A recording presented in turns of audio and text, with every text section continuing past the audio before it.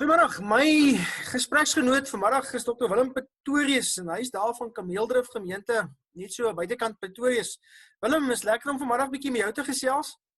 En ek wil sommer net so 'n bietjie by jou hoor, wat gebeur daar by julle in die gemeente? Julle is ook in 'n COVID-19 tyd saam met ons almal en julle dink bietjie oor kerkwees en deel wees van julle gemeenskap binne 'n bietjie in 'n paar interessante goed wat daar by julle gebeur. Maar miskien vertel eens gou vir my, hoe lyk Kameeldrif? Wie is julle en waar pas julle in?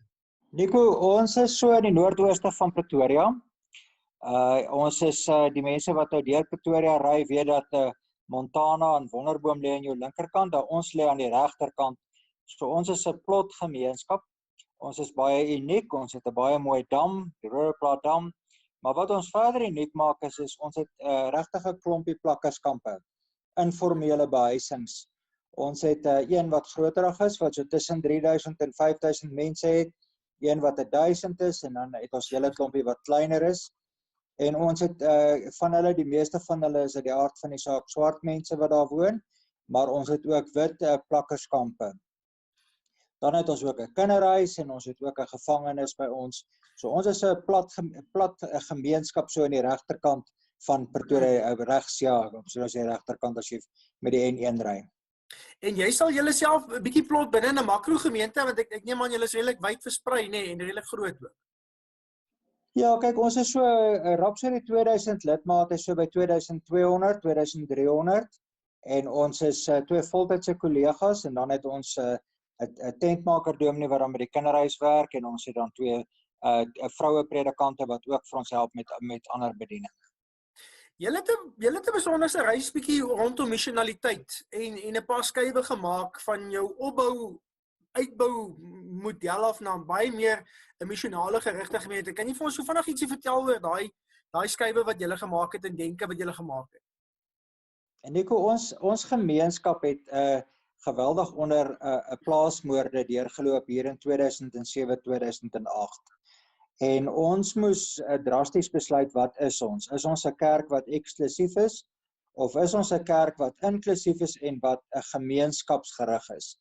Want ons moet na beide kante toe help. Ons moet ons lidmate help dat hulle beskerm kan word, maar ons moet ook die mense wat nie werk het nie en wat desperaat is, moet ons probeer help dat hulle werk kry ensovoorts. So ons het baie lank terug al besluit dat ons 'n gemeenskapskerk is wat inklusief is.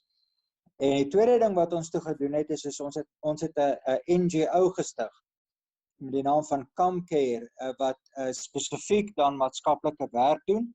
En in daai maatskaplike werk doen ons gemeenskapswerk, maar ons doen ook die opleiding van klein besighede.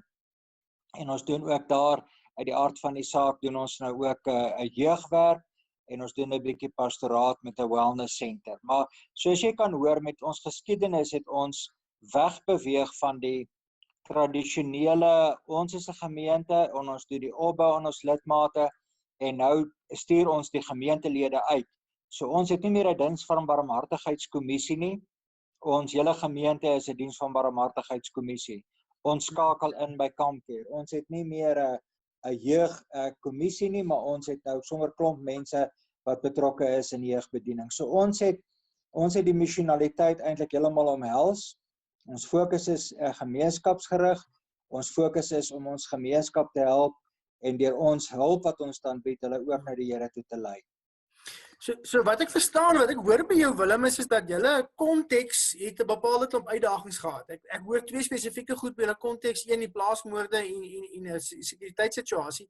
En die ander kant hoor ek by julle plakkerskampe wat sommer op julle voorstel. So dit het julle genoodsaak om te gaan anders te dink oor julle bedieningsmodel en ook hoe julle kyk na die kerk se rol binne in julle gemeenskap. Ja, ek dink jy is heeltemal reg, Nico. Kyk, daarom sal ek dadelik vir mense wat met ons praat sê, onthou jou konteks lei jou. En jy moet maar daai ding wat ook in missionaliteit baie sterk is, vra, wat sê die Here deur jou konteks vir jou? So jy kan nie omdat jy in die middestad is of omdat jy in 'n voorstad is en jy sê ja, maar ek het nou nie plakkerskampe nie en ek het nou nie dit nie. Dan wil ek amper sê die konteks lei jou mos nou dat jy dalk 'n klompie mense het wat besighede het. So dan lê jou gemeenskapsgerigtheid om te sê, hoe help ek mense eties besigheid bedryf? So uit die aard van die saak jou konteks en uit die aard van die saak die belang belangrikste ding is, wat sê die Here vir my as 'n gemeente deur hierdie konteks? Ek wil gou 'n bietjie terugbeweeg na daai na die praktyk toe. Nou, jou sit julle in COVID-19, hier's 'n paar krisis uitdagings ook vir julle as gemeente, maar julle het 'n klompie goedjies in plek gehad. Die eerste ene was hierdie NGO. Wat behels die NGO spesifiek? Jy het gesê hy werk, so hy funksioneer soos 'n NGO met al die goedjies wat daarmee saamgaan, is dit reg? Ja, hy is baie nou verweef met die kerk se bediening. Ons het eintlik al ons diens van barmhartigheidsbediening daardeur gestuur. En die groot rede daaroor is omdat wanneer jy met kerkmense praat, dan kan jy praat dat die NGO en die kerk baie naby mekaar is. Maar wanneer jy met die staat praat, dan kan jy praat dat die NGO en die kerk 'n bietjie verder uit mekaar uit is. So ons kan by die staat aanklop vir hulp en ons kan ook by die kerk aanklop vir hulp, want die NGO en die kerk het 'n besondere band met mekaar. Okay. Die voordeel daarvan is dat die NGO kan buite geld kry. Baie instansies in die buitekant sal nie dit vir 'n NG Kerk gee nie, maar hulle sal dit vir jou in 'n NGO inbetaal. So jou NGO is amper soos jy weet hierdie mobiele, vinnige bewegende mag of krag wat vinnig besluite kan neem en wat nie so in 'n struktuur vasval soos wat die kerk soms vasval met jou kerkraadsvergaderings en met jou kommissies nie. Okay. So julle kan op 'n wye front geld insamel en dan ook weer op 'n wye front in die gemeenskap uitdeel via ander organisasies. So ek neem aan artikel 18A het julle nou ook hier moet daarmee gestap, nê? Ja. Jy sien in jou ander voordeel is die oomblik wanneer jy in die gemeenskappe werk, dan werk jy nie as 'n wit kerk nie. Dan werk jy as 'n NGO wat 'n stuk geloofwaardigheid het, omdat jy al jare saam met hulle die pad stap. Okay. Willem, dan die tweede ding wat daar by julle gebeur ook nou is ek meen die aard van die saak, almal se besighede is in die moeilikheid, julle lidmate se besighede is ook in die moeilikheid en dit is 'n variëteit van groot na klein besighede toe, maar julle het 'n bepaalde manier hoe julle ook met julle besigheidsmense binne julle gemeente self ook werk. Wat is julle daar rondom wat julle besig is om te doen? Kyk, ons doen basies twee goeders en ons doen dit uit al twee instansies, die kerk en die NGO. Ons bedieningsmodel is ook gerig op om spasies te skep vir mense. So ons het 'n besigheidsspasie waarin besigheidsmanne wat maar die Here wil dien op 'n ander manier ook by mekaar kom en dan een van ons groot embleme is maar koffie drink. So ons drink al vir baie jare saam met ons besigheidsouens koffie en daai koffiedrink het onder andere ook ontwikkel in 'n WhatsApp groep. So ons het baie sterk WhatsApp groepe wat nou funksioneer en jy kan letterlik sien hoe langer die grendeltydperk aangaan, hoe meer word die behoefte om sommer emosies ook op die WhatsApp groepe te deel. So ons kry dit dat ons met die WhatsApp groepe 'n baie sterk bediening het met ons manne bediening en ook ons vroue bediening. En dan het ons ook met 'n Facebook blad begin waarin ons eintlik maar 'n platform skep sodat besigheidsouens soontoe kan gaan en kan sê, okay, hoe eis ek UIF? Kan ek by die bank aansoek doen? Kan ek by daai instansie wees of by daai instansie? So die groep is dan net doodgewoon of die Facebookblad is dan net doodgewoon 'n inligtingskanaal om vir die ouens te sê, maar moenie moedeloos word nie. Jy weet jy is daar om hulp en so bou ons maar die netwerke uit. Willem, dan menswaardigheid binne in missionale denke van die kerk, soos missionaal beweeg is, hele ding oor menswaardigheid natuurlik 'n groot belangrike ding, maar julle almal maak maskers, julle maak ook maskers, maar julle het so 'n bietjie 'n ander hoek op die masker ding gesit wat vir my nogal interessant is om jy so mense se menswaardigheid bietjie te behou in die proses. En wat het julle gedoen of wat doen julle? Kyk, ons doen 'n paar goeders. Kom ek begin eers. Ons het byvoorbeeld groente saad gekry. En so ons gee vir mense wat ons weet wat groentetuine het en mense wat wil groentetuine begin, gee ons saad verniet. Eie, spinasie. So dit bring onmiddellik 'n stuk menswaardigheid dat jy nie oral hoef te bedel nie.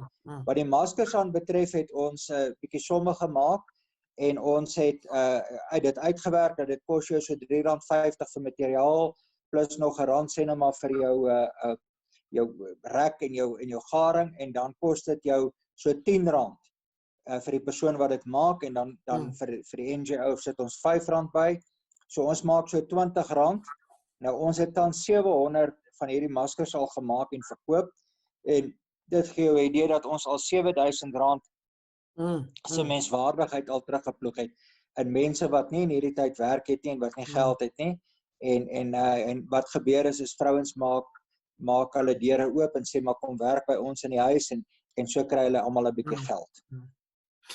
Willem, so laaste vraag, sou jy sê vandat julle hierdie skuif gemaak het na missionale kerkwees toe, het daar 'n ander dinamika by julle dink jy in die gemeente ontstaan? Het dit hierdie konteks van julle beter aangespreek? Ek weet want mense is kwaad as jy weet oor plaasbehoorde is mense dit bring baie woede by mense. Maar ook bring dit ook woede, jy weet as jy ewe skielik volgende oggend 'n plakkerskamp in jou woonbuurt is. Sou jy sê daar 'n ander dinamika by julle ontstaan in die gemeente? Kyk, daar verseker 'n ander dinamika. Ons is nie naaste by ons is op 'n baie beter plek as waar ons 10 jaar terug by was. Doodgewoon omdat ons teologies ook op 'n beter plek is. Omdat hierdie skuif het ons nie vervlak na 'n social gospel toe nie, maar het ons as 'n teologiese gesprek gedryf in die gemeente. So ons en ek dink dis baie belangrik. Jy weet as ek vinnig 'n beeld kan gebruik, dis soos 'n seilboot wat 'n kiel het en seile het. As jou kiel nie goed is nie, as jou teologie en die vraag na jou teologie en die gesprek oor jou teologie nie reg is nie, kan jy maar die stoele op die dek rondskei soos jy wil, jy gaan niks reg kry nie. So deur al hierdie goed wat ons doen, nou ons aan vir mekaar sê, maar wat is die teologiese motivering? Hoe verantwoord ons die besluite teologies? So ja, Nico, ons is op 'n baie beter plek, ons kerkraad is op 'n beter plek, en ek dink ons lidmate ook, want hulle verstaan iets van, daar's nie 'n verskil tussen Sondag en Maandag nie, hulle verstaan iets van, hoor hierso, dis ons almal se bediening, dis nie die dominee se bediening nie, dis ons almal se bediening, en ons moet almal saam hande vat, terwyl ons die nood en ek wil amper sê die angskrete hoor van mense wat nie kos het nie. Willem, die godsvraag, en daarmee gaan ek nou afsluit, as jy sommer net so in een woord kan sê, wat is die Here besig om te doen? Dink jy daar in Kameeldrift area, en wat is God besig om te doen daar? Verrassend nuwe goed. Dit verbaas my, dit verras my elke keer. Jy weet, ek en my kollega staan op en dan sê ons, dit is die pad. En dan is dit net elke keer 'n nuut en 'n nuwe verrassende ding waarmee hy besig is en wat hy oor ons pad bring. So as jy my een woord vra, sê ek vir jou, verrassend nuut. Willem, baie dankie. Dit was lekker om jou gesprek te hê so hier hier so in die middel van die week en baie seën vir julle en julle bediening ook daar in Kameeldrift. En seën vir julle ook met daai pragtige projekte van julle. Ons gesels weer verder met mekaar. Dankie hoor. Dankie Nico, was lekker om te kuier.